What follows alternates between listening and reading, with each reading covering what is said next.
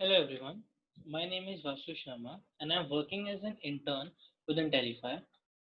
So we are going to start with the third part of data visualization with pandas. ठीक है? तो पिछली दो वीडियोज में हमने क्या देखा? हमने देखा pandas लाइब्रेरी को इंपोर्ट कैसे करते हैं और कुछ हमने उस पर देखे डेटा विजुलाइजेशन के तरीके, कैसे हम pandas को यूज करते हैं। तो हमने एक सीक्वेंस में करने की जगह अलग अलग मॉड्यूल्स में ब्रेक करने की कोशिश करी। तो पहले वाली में हमने क्या किया, हमने देखा कि how to read a table और डेटा फाइल यूजिंग पांडास। ठीक है। सेकेंड वाले में हमने देखा कि how to select a panda series from a data frame.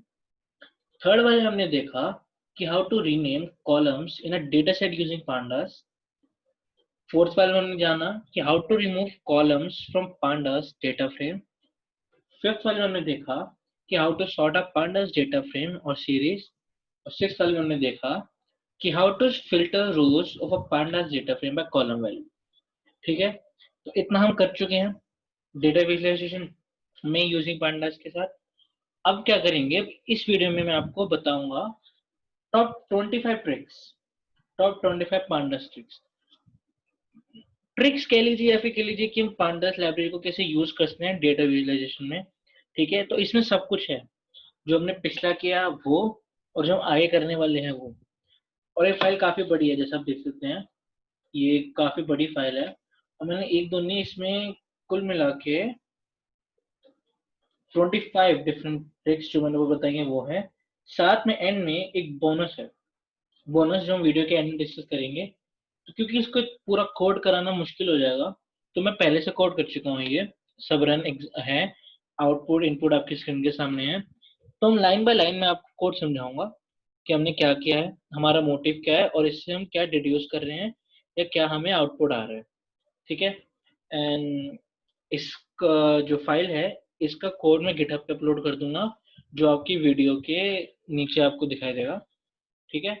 तो स्टार्ट करते हैं। पांडास हमने जाना था कैसे करते था। सबसे पहले हम करेंगे पांडास लाइब्रेरी को इंपोर्ट। तो import pandas SPD and import numpy as np। ठीक है। numpy हम इसलिए ले रहे हैं क्योंकि आगे बताएंगे। फिर हमने क्या किया, इस बार हमने एक एक को अलग अलग करने की जगह कुछ डेटा सेट्स पहले से ही हमने इंक्लूड कर लिए हैं और उनको स्टोर कर लिए हैं डिफरेंट नाम देकर।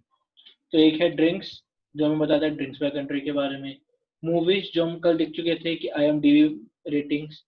ऑर्डर्स जो हम पहले देख चुके हैं कि चिप ऑर्डर्स के बारे में था। स्टॉक्स जो आज नया है वो है स्मॉल स्टॉक्स। ठीक है। टाइटैनिक जो बताता है हमें केगल ट्रेन के बारे में। और सिक्स है यूएफओ, जो हम पहले देख चुके हैं, यूएफओ रिपोर्ट्स। ठीक है। तो डिफरेंट डेटा सेट्स हैं ऑनलाइन अवेलेबल। हमने इनको इंपोर्ट कर लिया है हमारी फाइल में और स्टोर कर लिया है। अब इनको आगे हम यूज करेंगे। पहला है कि show show installed versions. pandas में इंस्टॉल्ड वर्जन कैसे शो करते हैं। Sometimes you need to know the panda version you're using, especially when reading the pandas documentation. You can show the pandas version by typing, तो हम क्या लिखते हैं, pd जो pandas को हमने इंपोर्ट किया है, pd डॉट दो अंडरस्कोर वर्जन दो अंडरस्कोर। तो वो टाइप करेंगे तो हमें मिलेगा हमारा pandas वर्जन क्या है। ये पुराना है, अगर मैं इसको फिर से एक बार अंदर से दिखाऊं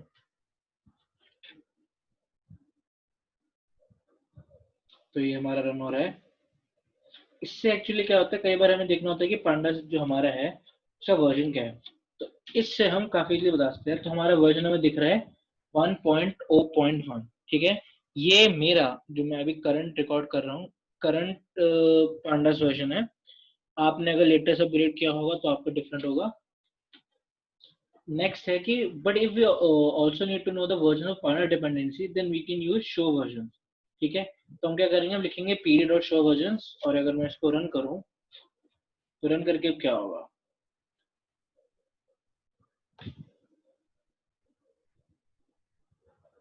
जैसे हम pandas के बारे में कर रहे हैं, यहाँ लिखा है मैंने कि we can also see the versions of Python, pandas, numpy, matplotlib and many more different libraries.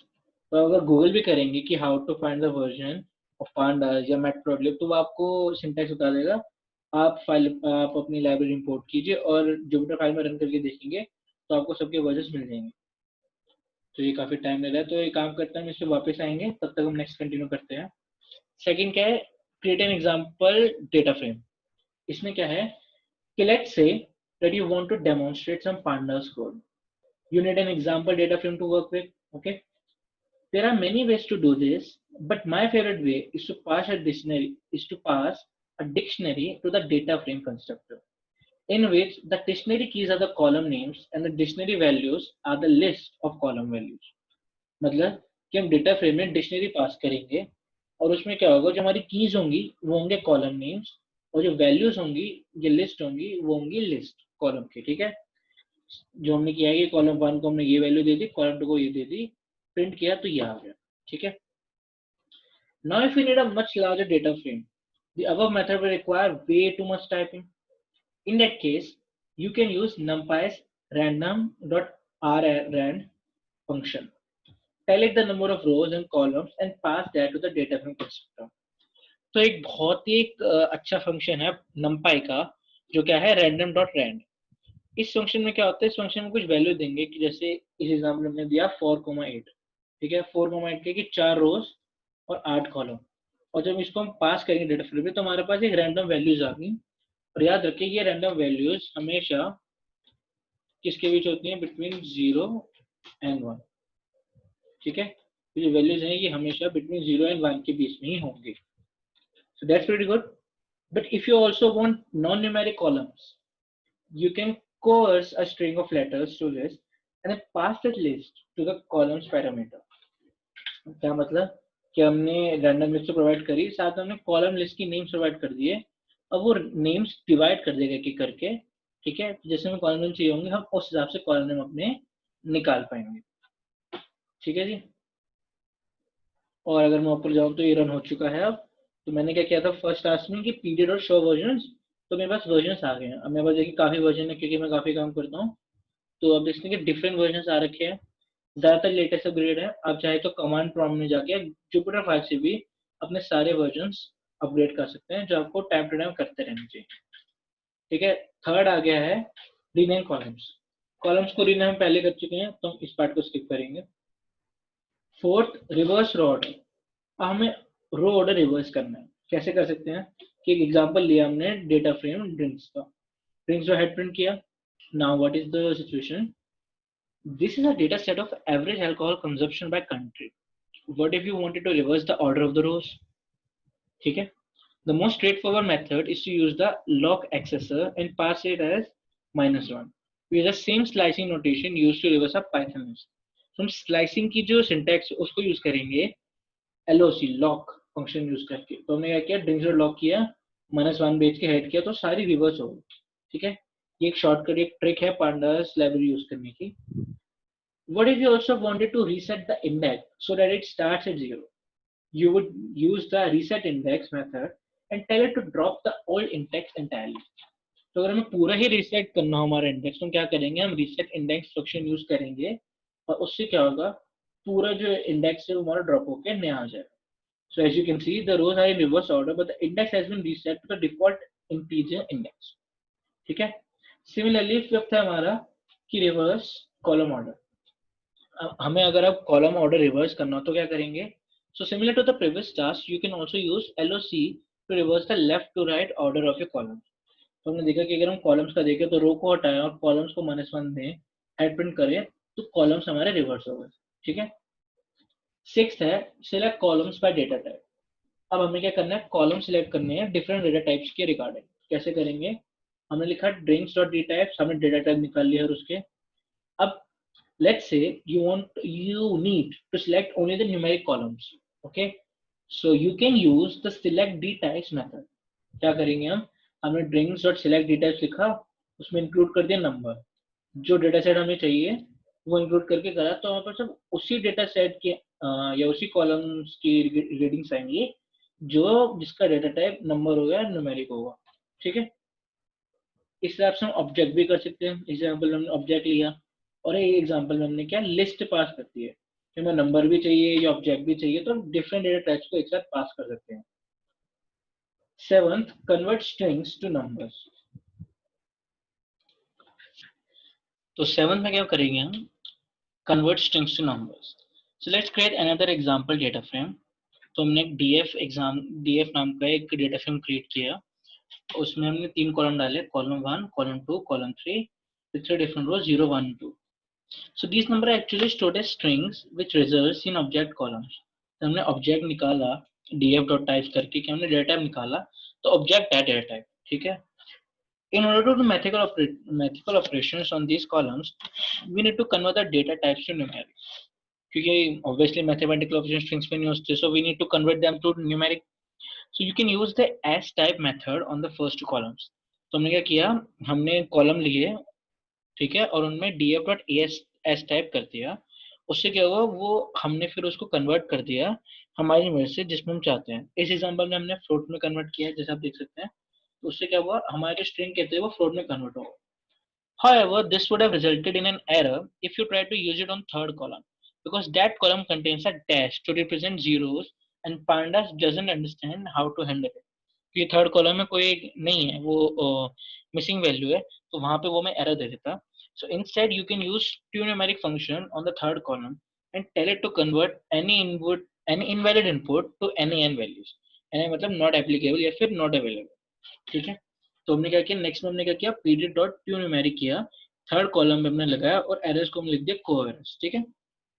So if you know that the any and values represent zeros, you can actually fill them with fill any method, ठीक है।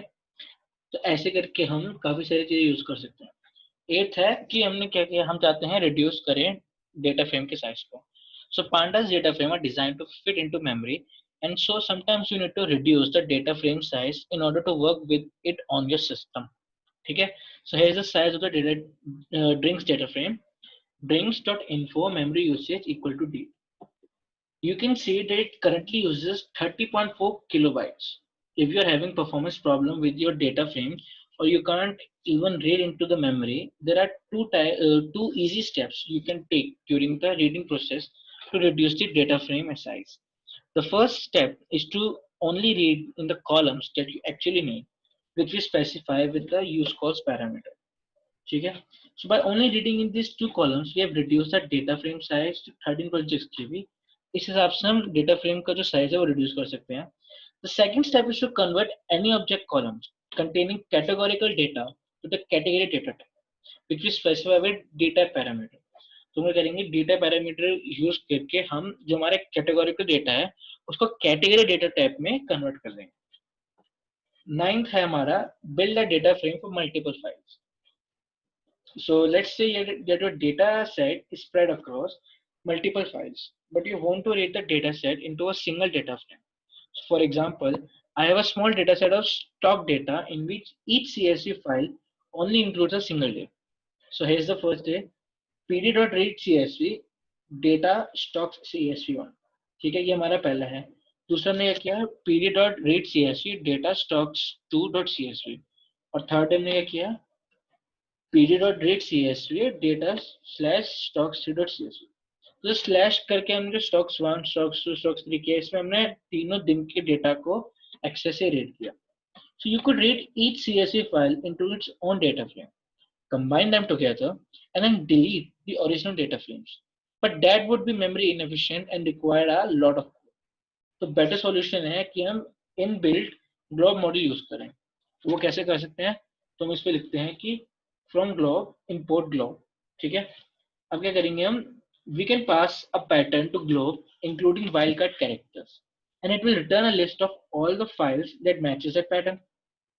In this case, globe is looking for data subdirectory for all the CSV files that start with the word stocks. तो हमने stock files बना लिया globe use करके, और stocks नाम का जो डेटा सेट है उसको उसमें हमने यूज कर लिया, और हमने स्टॉक डेटा फाइल प्रिंट किया, तो तीन हमारे पास अलग अलग स्टॉक के डेटा आ गए। So globe returns file names in an arbitrary order, which is why we sorted the list using Python's built-in sorted function. इसलिए हमने Python की sorted function यूज किया क्योंकि unsorted देता है हमें globe. We can then use a generator expression to read each of the files using read CSV and pass the results to the concat function, which will concatenate the rows into a single data frame. ठीक है, तो हम concat function use करेंगे ताकि जो हमारी results है उनको हम concatenate कर सकें, ठीक है। इसके बाद हम गए तो 10th काम हमारा 10th है कि build a data frame from multiple files. अब कॉलम वाइज हमें फाइल्स बिल्ड करनी है, डेटा फ्रेम बिल्ड करना है मल्टीपल फाइल से। कैसे होगा? The previous trick is useful when each file contains rows from data set. पिछले डेटा सेट में हम रोज कर रहे थे यूज, ठीक है, but what if each file instead contains columns from data set. पर अगर वही फाइल कॉलम इंक्लूड करे हमारे डेटा सेट में, तो हम कैसे करेंगे? So here's an example in which the drinks dataset has been split into two CSV files and each files contain 3 column। तो जो हमारा ड्रिंक डेटा सेट है हमने उसको स्प्लिट कर दिया 2 CSV फाइल्स में, और हर फाइल अब कंटेन करती है 3 डिफरेंट कॉलम्स। तो जैसे हम देखेंगे कि ये रहा data drinks 1.csv, data drinks 2.csv। तो अब क्या किया, similar to the previous trick we will start using a glob. तो हम ग्लोब यूज करेंगे फंक्शन, सिमिलरली हमने वो किया। And this time we will tell the concat function to concatenate along the column axis। पिछले बार हमने जो concatenate किया वो हमने किया रो के along, अब हम concatenate करेंगे column axis के along। कैसे करेंगे? हमने लिखा pd.concat pd.read csv file profile and drink files, और एक्सिस हमने कॉलम डाला। फिर हमने इसका हेड प्रिंट किया तो हमने देखा कि हमारे डॉलर जो डेटा फ्रेम है उसके पास 6 कॉलम है। इसका मतलब कि वो हमने concatenate कर लिया। 11th, create a data frame from the clipboard। So let's say that you have some data stored in an Excel presentation or a Google Sheet and you want to get it in a data frame as quickly as possible। So just select the data and copy it to the clipboard, and then you can use read clipboard function to read it into a data frame। जैसे कि हमने एक df लिया और pd.read clipboard लगाया, फिर df को हमने शो किया तो हमने देखा ये 3 कॉलम है 3 रो है। So just like the read CSV function, जो read clipboard function automatically detects the correct data type for each column। तो अगर हम टाइप करेंगे कि df.dtypes डेटा टाइप निकालने के लिए, तो वो भी हमें वही बताएगा जो हमारा read CSV फंक्शन बताता था। ठीक है, जैसे यहाँ देखिए हमने टाइप किया तो column A int, column B float 64, column C object. अब क्या करते हैं, let's copy one another data set to the clipboard. तो हमने क्या किया, एक और डेटा सेट कॉपी किया कि df equal to pd.read clipboard, फिर हमने उसको प्रिंट किया एलिस ऑफ चार्ली। तो क्या है, amazingly pandas has even identify the first column as the index. क्या करता है, जो पांडास है वो जो फर्स्ट कॉलम है उसको इंडेक्स खुद ही आइडेंटिफाई कर लेता है। तो अगर हम df डॉट इंडेक्स करेंगे तो इंडेक्स क्या आएगा, Alice Bob Charlie. Keep in mind that if you want to work you want your work to be reproductive in the future, so read clipboard is not the recommended approach. That's why we use read CSV। Okay, 12th is split a data frame into two random subsets। So let's say that you want to split a data set in two parts, randomly assigning 75% of the rows to one data frame and the other 25% to a second data frame। For example, we have a data frame of moving ratings with 979 rows। So हमने length movies किया तो 979 rows आ गई। We can use the sample method to randomly select 75% of the rows and assign them to the movies one data frame। तो अगर हमें किसी data frame को divide करना हो तो हम क्या सैंपल फंक्शन यूज करते हैं, तो रैंडमली जो भी हम जितना परसेंट चाहें उतनी रोज को उसमें असाइन कर देगा। तो यहाँ देखिए हमने एक मूवीज वन नाम का डेटा सेट बनाया, इसमें क्या किया हमने मूवीज डॉट सैंपल लगाया, फ्रैक्शन बताते हैं हम 0 से 1 लेके, तो हमने 0.5 मतलब 75% फ्रैक्शन बताई और एडमिनिस्ट्रेट 1 2 3 4 डाल दिया। इससे क्या हुआ, 75% जो हमारी रोज थी उसने रैंडमली असाइन करके मूवीज वन डेटा फ्रेम में भेज। Then we can use the drop method to drop all rows that are in movies one and assign the remaining rows to movies two। अब क्या किया हमने, किया movies two equal to movies drop movies one dot index। So अब क्या करेंगे, so you can see the total number of rows is correct। तो अगर हम movies one और movies two की लेंथ प्लस करके निकालें तो वो टोटल लेंथ आएगी हमारे पूरे डेटा सेट। ठीक है, and now you can see from the index that every movie is either in movies one। तो मूवीज वन इंडेक्स आउट करेंगे तो हम देखेंगे कि या तो मूवी वन में है या टू में है। मूवी टू का करेंगे तो आया। Keep in mind that this approach will not work if your index values are not unique। तो जैसे प्राइमरी की होती है डेटाबेस में, वैसे यहाँ पे भी यूनिक एलिमेंट चाहिए या फिर हमें क्या चाहिए, यूनिक इंडेक्स चाहिए, तभी ये हम ये अप्लाई कर पाएंगे, अदरवाइज वो अप्लाई करना काफी डिफिकल्ट हो जाएगा। 13. Filter a data frame by multiple categories. Let's take a look at the movies data frame. movies.head किया हमने, तो हमने देखा सामने one of the column is genre, ठीक है। तो हमने क्या मूवीज और जॉनर डॉट यूनिक किया, तो उसने यूनिक जॉनर्स हमें लाके बता दिए कि ये तरह के जॉनर्स हमारे पास डेटा सेट में अवेलेबल हैं। If you wanted to fill the data frame to show only movies with genre action drama और western, we could use multiple conditions separated by the और ऑपरेटर। तो हम क्या करेंगे, जैसे हमने मूवीज लिया तो मूवीज और जॉनर करके हम इक्वल टू डॉट एक्शन कर सकते हैं, ड्रामा या वेस्टर्न कर सकते हैं। तो सिर्फ हमें अब जो डेटा सेट प्रोवाइड करेगा वही मूवीज प्रोवाइड करेगा जिनका जॉनर इससे मैच करता हो। However, you can actually rewrite this code more cleanly by using the isIn. तो इक्वल लिखने की जगह हम isIn यूज कर लें, या फिर हम एक कॉलम का जो हमें चाहिए जॉनर का उसका एक एरे बना लें और उसको पास कर दें तो भी हो जाएगा। जैसे हमने इसमें किया कि मूवीज और जॉनर isIn, फिर हमने एरे पास कर दिया डॉट हेड, तो हमारे पास अवेलेबल हो गए। And if you want to reverse this filter, so that you are excluding those three genres, you can put a slide in front of the action. अब हमें करना है, हमें इन तीनों के अलावा बाकी सबका चाहिए। तो अगर हमारे पास 50 जॉनर है, हमें 3 के चाहिए, तो हम 47 ना लिखें, उसके लिए हम क्या करेंगे, जो 3 नहीं चाहिए हमने उनका पास किया एज इट इज।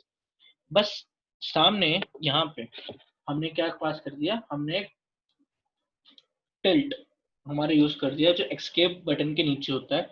उससे क्या हमारे पास वो जॉनर की आ जाएंगी जो जॉनर हमारे पास अवेलेबल है एक्सेप्ट दिस जॉनर जो हमने पास किए, ठीक है। This was because tad is not operated in Python. ये आप जानते हैं कि क्योंकि हम पाइथन लैंग्वेज यूज कर रहे हैं और पाइथन में इसको नॉट ऑपरेटर कहा जाता है, इसलिए ये हमारा उल्टा काम करता है, उन जॉनर्स को एक्सक्लूड करता है। 14. Filter data frame by largest category. Let's say that you needed a filter to let's say you needed to filter the movies data frame by genre, but only include the three largest genres. We'll start by taking the value counts of genre and saving it as series called counts. तो हमने counts नाम किया और जो genre की value counts थी उसमें उसको store किया। जो series method है n largest, it makes it easy to select the three largest value, ठीक है। n largest एक function है और जो three largest values है वो वो लाके दे देगा। कैसे, हमने किया counts n largest और अभी हमें 3 चाहिए तो हम उसके अंदर 3 पास कर देंगे। And all we actually need from this series is the index. पर अगर हमें उनको इंडेक्स चाहिए हो तो हम क्या करेंगे, same counts dot N largest, top 3 का चाहिए तो 3 लिया और डॉट इंडेक्स कर दिया। अब क्या करेंगे, हम इजिन फंक्शन को फिर से यूज कर सकते हैं और इंडेक्स ऑब्जेक्ट को इसमें पास कर सकते हैं, तो वो इसको जॉनर की तरह ट्रीट करेगा। जैसे हम देखेंगे कि movies dot genre is in count N largest 3 dot index dot head. इसने क्या किया, हमें तीनों जो लार्जेस्ट जॉनर थी उनको लाके हमारे पास रखती है, ठीक है। दस only drama and comedy action movies remain data frame. वही जो मैंने कहा कि जो टॉप 3 है जो है ड्रामा कॉमेडी एक्शन, वो हमारे पास अब डेटा सेट में बची हैं, बाकी सब हमने एक्सक्लूड कर दिए। 15. Handle missing values. ये काफी इंपॉर्टेंट फीचर है पांडास का। क्या होता है, जैसे हम यूएफओ का डेटा सेट का देखें तो हमने यूएफओ डॉट हेड किया, हमारे पास सामने आया, तो देखेंगे कुछ वैल्यू नोटिस है, कुछ वैल्यूज मिसिंग है, हम नोटिस करेंगे। तो करेंगे, तो जो वैल्यू मिसिंग है कॉलम में हम उसको कैसे फाइंड कर सकते हैं, हम करते हैं इज एन ए मेथड से, फिर उनका सम लेंगे। कैसे करेंगे, हमने किया UFO dot is N A dot sum. इससे क्या होगा, इज एन ए ने क्या किया, it generated a data frame of true and false, and some converted all of the true values to 1 and then added them up. Similarly, you can find the percentage of value data missing by taking the mean of is and। तो हमने mean निकाला तो हमारे पास ये आ गया कि city की इतनी डेटा मिसिंग है, कलर रिपोर्टेड का इतना, शेप्स का इतना। And now if you want to drop the columns that have any missing values, we can use the function drop na। तो ufo dot drop na किया, columns drop करना तो हमने x is equal two columns लिया, फिर head print करा तो वो कॉलम पूरा हमने ड्रॉप कर दिया। और हमें उनको ड्रॉप करने हो कि कंडीशन लगा के कि like which is more than 10% of values missing है, तो हम थ्रेशोल्ड भी यूज कर सकते हैं ड्रॉप एनए को। कैसे, पहले की तरह ही यूएफओ डॉट ड्रॉप एनए किया, थ्रेशोल्ड लगा दिया हमने कि लेंथ ऑफ यूएसए इनटू 0.9, मतलब 0.9 लेंथ होनी चाहिए उसकी, लाइक कि 90% वैल्यूज होनी चाहिए। उन कॉलम को रखो, बाकी सबको हटा दो। तो जब हमने फिर इसको प्रिंट किया तो हमारे पास सिटी और स्टेट आ गई, बाकी सबकी जो वैल्यूज वो 10% ज्यादा मिसिंग थी। लेंथ यूएफओ, जो लेंथ है यूएफओ की, वो रिटर्न करता है टोटल नंबर ऑफ रोज। तो हमने उनको मल्टीप्लाई किया 0.9 से पांडा को बताने के लिए कि हमें 90% वैल्यूज चाहिए, ठीक है, वो वैल्यू मिसिंग नहीं होनी चाहिए, मैक्सिमम 10% वैल्यूज मिसिंग होनी चाहिए। ओके, तो गाइस वीडियो बड़ी हो रही है, तो बाकी हम नेक्स्ट वीडियो में कंटिन्यू करेंगे। अब क्या बचा है हमारे पास, 10 ट्रिक्स बची हैं और एक बोनस आइटम जो मैंने आपको प्रॉमिस किया था, तो नेक्स्ट वीडियो में कंटिन्यू करेंगे। तो आज की वीडियो में देखा 15 ट्रिक्स देखी स्पाइनर डेटा सेट की। सिमिलरली हम नेक्स्ट वीडियो में देखेंगे। So I hope you guys enjoyed it. तब तक के लिए keep learning and enjoy machine learning. Thank you everyone.